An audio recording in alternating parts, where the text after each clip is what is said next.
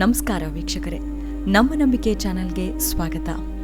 ವೀಕ್ಷಕರೇ, ಜನಕರಾಜನ ದತ್ತುಪುತ್ರಿ ಸೀತಾಮಾತೆ ಬಗ್ಗೆ ಹೇಳ್ತಾ ಹೋದ್ರೆ ನಿಜಕ್ಕೂ ಕೌತುಕಗಳ ಸರಮಾಲೆಯೇ ಸೃಷ್ಟಿಯಾಗತ್ತೆ. ರಾಮಾಯಣದಿಂದ ಹಿಡಿದು ಮಹಾಭಾರತದವರೆಗೂ ಸೀತಾಮಾತೆಯ ಪಾತ್ರ ಅದಮ್ಯ. ತನ್ನ ಸಹನೆ ಮತ್ತು ಪತಿ ಶ್ರೀರಾಮನ ಮೇಲಿನ ಪ್ರೀತಿಯು ಆಕೆಯನ್ನ ಲೋಕಮಾತೆಯಾಗಿ ಹೆಸರುಗೊಳಿಸಿದೆ. 14 ವರ್ಷ ವನವಾಸವನ್ನ ಅನುಭವಿಸಿದ ಸೀತಾಮಾತೆ ಎಂಥ ಕಷ್ಟ ಕಾರ್ಪಣ್ಯಗಳನ್ನು ಮೆಟ್ಟಿ ನಿಂತು ಹೋರಾಡುವ ತ್ಯಾಗಮೂರ್ತಿಯಾಗಿ ರಾಮಾಯಣದಲ್ಲಿ ಕಂಡುಬಂದಿದ್ದಾಳೆ. ರಾಮಾಯಣ ಬರೆದ ವಾಲ್ಮೀಕಿ ಮಹರ್ಷಿ ಕೂಡ ಸೀತೆಯ ಸಹನೆ, ವಿನಯತೆ ಮತ್ತು ಪತಿಭಕ್ತಿಯ ಬಗ್ಗೆ ಹೊಗಳಿ ಬರೆದಿದ್ದಾರೆ. ಜನಕನ ಮಗಳಾದ್ರಿಂದ ಜಾನಕಿ ಎಂಬ ಹೆಸರು ಸೀತಾಮಾತೆಗೆ ಬಂತು ಅಂತ ಉಲ್ಲೇಖವಾಗಿದೆ. ಭೂಮಿಯನ್ನು ಉಳುತ್ತಿರುವಾಗ ದೊರಕಿದ ಮಗುವನ್ನು ಜನಕರಾಜ ಪ್ರೀತಿಯಿಂದ ಸಲಹುತ್ತಾರೆ. ಅಂತೆಯೇ ಮಗಳಾಗಿ, ಪತ್ನಿಯಾಗಿ, ತಾಯಿಯಾಗಿ ಹೆಣ್ಣು ಹೇಗೆ ಲೋಕದಲ್ಲಿ ಇರಬೇಕೆಂಬ ಅಂಶವನ್ನು ಸಾರಿದ್ದಾರೆ. ಸೀತಾ ಎಂಬ ಪದವು ಸಂಸ್ಕೃತದಿಂದ ಬಂದದ್ದು. ಸೀತಾ ಎಂದರೆ ಮಣ್ಣಿನಿಂದ ಉದ್ಭವಿಸಿದ್ದು ಎಂದರ್ಥವಾಗುತ್ತೆ. ಭೂತಾಯಿಯ ಮಗಳು ಅಂತಲೂ ಸೀತೆ ಪುರಾಣದಲ್ಲಿ ಸ್ಥಾನ ಪಡೆದುಕೊಂಡಿದ್ದಾರೆ. ಆದ್ದರಿಂದ ಭೂಮಿಜೆ ಎಂಬ ಹೆಸರು ಕೂಡ ಆಕೆಗಿದೆ. ತನ್ನ ಪತಿ ಶ್ರೀರಾಮನೊಂದಿಗೆ ಆಕೆ ವನವಾಸವನ್ನ ಅನುಭವಿಸುತ್ತಿದ್ದಾಗ ವೈದೇಹಿ ಎಂಬುದಾಗಿ ಕೂಡ ಆಕೆಯನ್ನು ಕರೆದಿದ್ದಾರೆ. ಆದರೆ ರಾಮ ಸೀತೆಯ ವಿವಾಹದ ಸಂದರ್ಭದಲ್ಲಿ ದಶರಥನಿಗೆ ಜನಕರಾಜ ಹೇಳುವ ಮಾತುಗಳು ಇದೆಲ್ಲದಕ್ಕೂ ವಿಭಿನ್ನವೇ. ಈ ಮಾತುಗಳ ಸಾಲು ವೇದ ಪುರಾಣಗಳಲ್ಲಿ ದಾಖಲಾಗಿದೆ. ದಶರಥ ಹೀಗೆ ಹೇಳ್ತಾನೆ: ಉರ್ಮಿಳೆ ನನ್ನ ಮಗಳು, ಸೀತೆ ಸಾಕು ಮಗಳು, ಆದರೆ ಅಪ್ಪನ ಹರಕೆಯನ್ನು ತೀರಿಸಿದ ಮಗಳು, ಹಿರಿಯ ಮಗಳು, ಅಕ್ಕರೆಯ ಮಗಳು, ಸಿಕ್ಕಿದ ಮಗಳು ಎಂಬುದನ್ನು ಬಿಟ್ಟರೆ ಯಾವುದನ್ನೂ ಕಡಿಮೆ ಮಾಡಲಿಲ್ಲ ಅವಳಿಗೆ.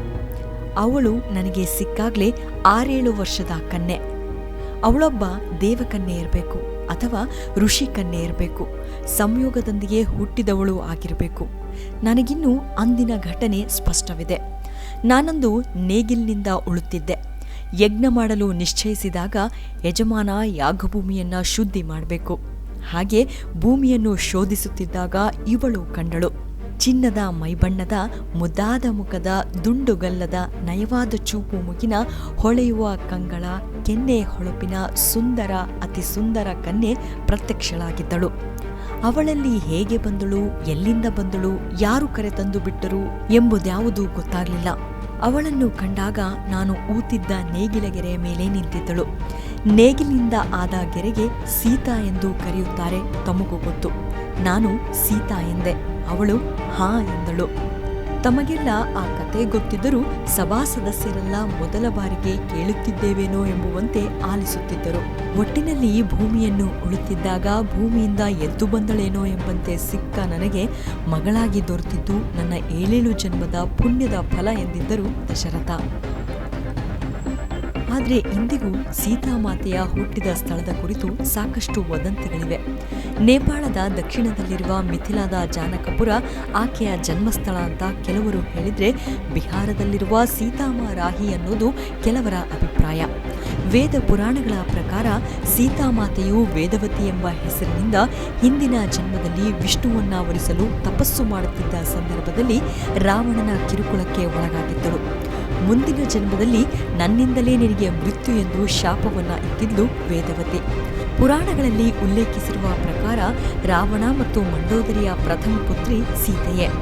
ಮಂಡೋದರಿಯಲ್ಲಿ ಜನಿಸಿದ ಪ್ರಥಮ ಮಗುವಿನಿಂದ ಸಂಪೂರ್ಣ ಸ್ವತ್ತು ನಾಶವಾಗುತ್ತದೆ ಎಂಬುದಾಗಿ ಜ್ಯೋತಿಷಿಗಳು ಹೇಳಿದ್ರಿಂದ ಮಗುವನ್ನು ಭೂಮಿಯಲ್ಲಿ ಹುಳಲು ನಿರ್ಧರಿಸಿದ್ರು. ಈ ಮಗುವೆ ನಂತರ ಜನಕನಿಗೆ ದೊರಕಿ ಮಿಥಿಲಾದ ರಾಜಕುಮಾರಿಯಾಗಿ ಬೆಳೆದಳು ಸೀತೆ. ಸೀತೆಯ ಬಗ್ಗೆ ಇರುವ ಇನ್ನೊಂದು ಮಹತ್ತರ ಅಂಶವೆಂದರೆ ರಾಮಾಯಣದಲ್ಲಿ ಮಾಯಾ ಸೀತೆಯ ಬಗ್ಗೆ ಉಲ್ಲೇಖವಾಗಿದೆ. ಇದರ ಪ್ರಕಾರ ರಾವಣ ಅಪಹರಿಸಿದ್ದು ಮಾಯಾ ಸೀತೆಯನ್ನ. ನಿಜವಾದ ಸೀತೆ ಅಗ್ನಿಗೆ ಪ್ರವೇಶ ಮಾಡಿ ಅಗ್ನಿದೇವನಲ್ಲಿಯೇ ಆಶ್ರಯವನ್ನ ಪಡೆದುಕೊಂಡಿದ್ಲು. ಅಗ್ನಿಯು ಆಕೆಯನ್ನ ಪಾರ್ವತಿಯಲ್ಲಿಗೆ ಕೊಂಡೊಯ್ದಿದ್ದ. ಯುದ್ಧ ಸಮಾಪ್ತಿಯಾದ ಬಳಿಕ ಆಕೆಯನ್ನ ರಾಮನ ಬಳಿಗೆ ಕರೆತಂದಿದ್ರು. ಮಾಯಾ ಸೀತೆಯು ರಾವಣನ ಸಂಹಾರದ ಬಳಿಕ ಮುಂದಿನ ಜನ್ಮದಲ್ಲಿ ಕುರುಕ್ಷೇತ್ರ ಯುದ್ಧಕ್ಕೆ ನಾಂದಿ ಹಾಡಲೆಂದೇ ದ್ರೌಪದಿಯಾಗಿ ಮರುಜನ್ಮವನ್ನ ಪಡೆದುಕೊಂಡಳು ಅನ್ನೋ ಪೌರಾಣಿಕ ಕಥೆ ಇದೆ. ಉತ್ತರ ಪುರಾಣದ ಪ್ರಕಾರ ಒಮ್ಮೆ ರಾವಣನು ಅಲಕಾಪುರಿಯ ಯುವ ರಾಣಿಯಾದ ಮೈನಾವತಿಯ ಮೇಲೆ ಕಣ್ಣು ಹಾಕ್ಬಿಟ್ಟಿದ್ದ. ತದನಂತರ ಆತನಿಂದ ಕೈಕಿತ್ತುಕೊಂಡು ರಾವಣನ ಮೇಲೆ ಸೇಡು ತೀರಿಸಿಕೊಳ್ಳುವ ಶಪಥ ಮಾಡಿದ್ದಳಂತೆ. ಮುಂದೆ ಆಕೆ ರಾವಣ ಮತ್ತು ಮಂಡೋದರಿಯರ ಮಗಳಾಗಿ ಜನಿಸ್ತಾಳೆ. ಆದರೆ ಜ್ಯೋತಿಷಿಗಳು ಆ ಮಗುವು ಸಾಮ್ರಾಜ್ಯವನ್ನು ನಾಶ ಮಾಡುತ್ತದೆ ಎಂದು ಭವಿಷ್ಯ ನುಡಿದಿದ್ದರು. ಇನ್ನೇನ್ ಮಾಡೋದು, ಮಗುವಿದ್ದರೂ ಸಾಮ್ರಾಜ್ಯ ನಾಶ, ಪ್ರಾಣಹಾನಿ ಆಗುತ್ತದೆ ಎಂದು ರಾವಣನು ಆ ಮಗುವನ್ನ ಕೊಲ್ಲುವಂತೆ ತನ್ನ ಸೇವಕನಿಗೆ ಆದೇಶ ಮಾಡ್ತಾನೆ. ಆದರೆ ಆ ಸೇವಕನು ಆ ಮಗುವನ್ನ ಕೊಲ್ಲಲಿಲ್ಲ. ಬದಲಿಗೆ ಆ ಮಗುವನ್ನು ಮಿಥಿಲೆಯಲ್ಲಿ ಹೂತಿಟ್ಟು ಹೋಗ್ಬಿಟ್ಟಿದ್ನಂತೆ. ಅದೇ ಮಗುವೆ ಜನಕರಾಜನಿಗೆ ದೊರೆಯಿತು. ಅವಳೇ ಸೀತಾಮಾತೆ. ಒಟ್ನಲ್ಲಿ ರಾಮಾಯಣದಲ್ಲಿ ಸೀತಾಮಾತೆಗೆ ಆಸೆಪಟ್ಟು ತನ್ನ ಪ್ರಾಣದೊಂದಿಗೆ ಇಡೀ ಸಾಮ್ರಾಜ್ಯವನ್ನೇ ಕಳೆದುಕೊಂಡ ಮೇಧಾವಿ ಪ್ರಭಾವಿ ರಾವಣನ ಮಗಳೇ ಆಗಿದ್ಲು ಸೀತೆ ಅನ್ನೋದು ಪುರಾಣಗಳಲ್ಲೇ ಉಲ್ಲೇಖವಾಗಿದೆ. ಆದರೆ ಇದು ಎಷ್ಟು ಸರಿ ಎಷ್ಟು ತಪ್ಪು ಅನ್ನೋದು ತಿಳಿದವರಿಗೆ ಮಾತ್ರ ಗೊತ್ತಿರೋಕೆ ಸಾಧ್ಯ. ಅಂತೂ ರಾಮನಿಲ್ಲದ ರಾಮಾಯಣ, ಲಕ್ಷ್ಮಣನಿಲ್ಲದ ಯುದ್ಧ, ಹನುಮನಿಲ್ಲದ ಲಂಕಾದಹನ, ಸೀತೆಯಿಲ್ಲದ ವನವಾಸ, ಹಾಗೆ ರಾವಣನಿಲ್ಲದ ರಾಮಾಯಣದ ಕತೆ ಎಂದಿಗೂ ಅಪೂರ್ಣವೇ. ಇಂದಿಗೂ ಅದೆಷ್ಟೋ ಗೊಂದಲಗಳು ನಮ್ಮಲ್ಲಿ ಹಾಗೆ ಉಳಿದುಬಿಟ್ಟಿದೆ. ನಂಬುವುದು ಬಿಡುವುದು ನಮ್ಮ ತರ್ಕಕ್ಕೆ ಬಿಟ್ಟಿದ್ದು. ನಮಸ್ಕಾರ.